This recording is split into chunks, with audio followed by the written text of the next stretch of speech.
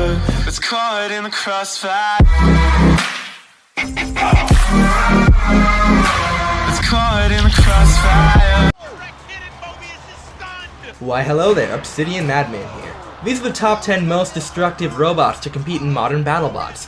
While most of the ranking is based on previous battles, destructive potential is also a factor I kept in mind when putting the order together. Essentially, if a bot is known for tearing other bots apart, then it's here. Let's jump in. Number 10, Witch Doctor. Witch Doctor is everyone's favorite duo that attracts more bad luck than a one-leaf clover. Shaman's great and all, but it's the main bot that dishes out the hits. It's equipped with a skull-shaped drum spinner and an extra thick blade to defend against spinner attacks. While it wins less than it should, it never goes down without dishing out a hit or two, usually. Number 9, Complete Control. Instead of using kinetic energy to scrap its victims, this bot uses heat. It'll grab and burn whatever falls into its claws as it holds its prey up to the audience. In due time, this bot will claim more victims, but for now there's only one battle where he pulled it off.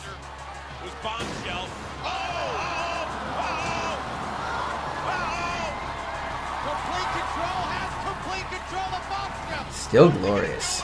Number 8, Season 2, Bite Force. Potential? Yes. Execution? Questionable. This iteration of Bite Force deals a gnarly vertical spinning bar that could have been great. A friend of mine told me that if it ain't broke, then don't fix it.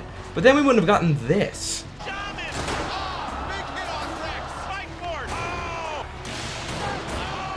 Put a plate over that exposed chain and you've got yourself a monster. It wasn't a conventional redesign, but certainly one I look forward to seeing in the future. Number 7, Beta. Ever had a washing machine dropped on you? Apparently John Reed has, and he turned that mode into a robot. Beta is the first hammer bot in modern BattleBots to not suck. Its destructive power comes not only from the point at the end of its hammer, but also the swing radius. Even though John couldn't get many shots in, the shots that do land leave marks.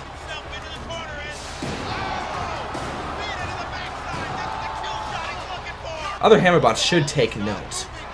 Number 6, Bronco. 6 wheels, 1 flipper, maximum hang time. Bronco is the king of the few flippers in BattleBots, letting gravity do the dirty work. Bronco has one job, launching bots into the air and letting them crash to the ground. Bronco is very good at this. Phenomenal driving and a bulky design allows Bronco to take control of all of his battles.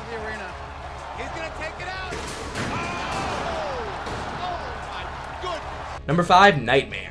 I'd like to emphasize that when robots are in the box, they look smaller than they actually are. Knowing this, Nightmare becomes even scarier. The terrifying saw is about 3 feet in diameter and doesn't take prisoners.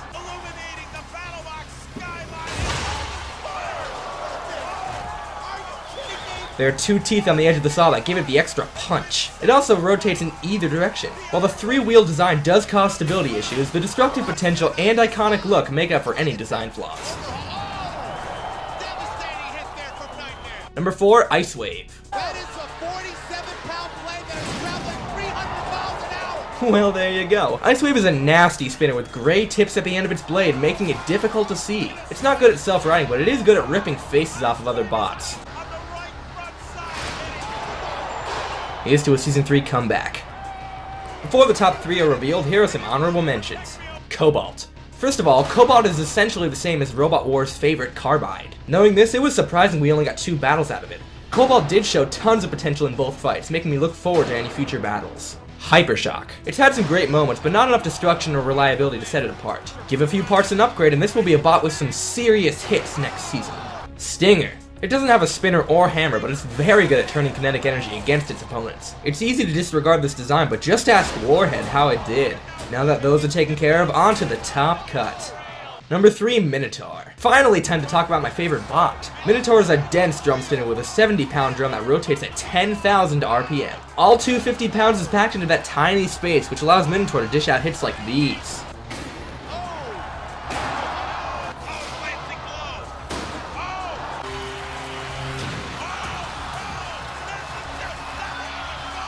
The drum has only 1 tooth, which gives it more opportunities to catch on to something. Hide your children and shield your lights whenever this bot comes into the neighborhood. Number 2, Son of Waiachi. Taken out of retirement to settle a bet, Sal uses 3 meat tenderizers to obliterate any and every robot that ends up in its way. I heard from somewhere that the weapon system alone takes up half the bot's weight. And what can this weight do, you ask? Creepy crawlies might be having second thoughts.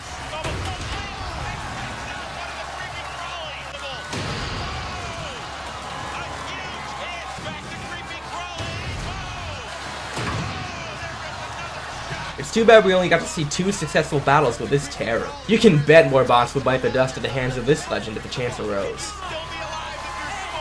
Finally, number 1, Tombstone. Who else? As the king of horizontal spinners, Tombstone brandishes a thick metal bar that takes up half the bot's perimeter when spinning. This offers more defense than the show gives credit for, as this makes it harder to make contact with the body or take out the wheels. But all that's really important is how well Tombstone rips its opponents apart.